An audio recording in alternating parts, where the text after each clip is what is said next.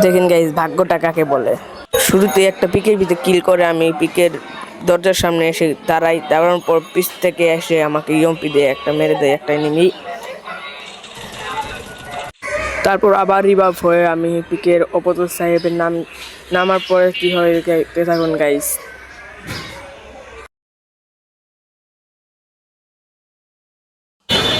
তারপর আমি লেন করার পরে সামনের দিকে যাইতেছিলাম, যাওয়ার পরে দেখি একটা এনিমি ফাইট করতেছে।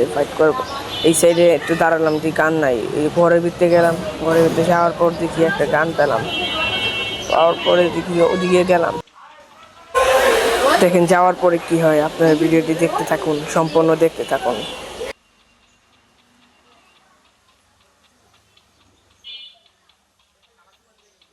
যখন আমি ঘরের ভিতরে গেলাম দেখতাম একটা এনিমি ফাইট নিল আমার সাথে। আমি গুলাল মারার পরও দেখি এই পাশে স্যান্টনিকের একটা সাইড, এই পাশে এসে আমার মায়েরা দিল। দেখছেন গাইস, কপালটা কারে এরকম কি কারোর সাথে করছে কমেন্টে জানেন।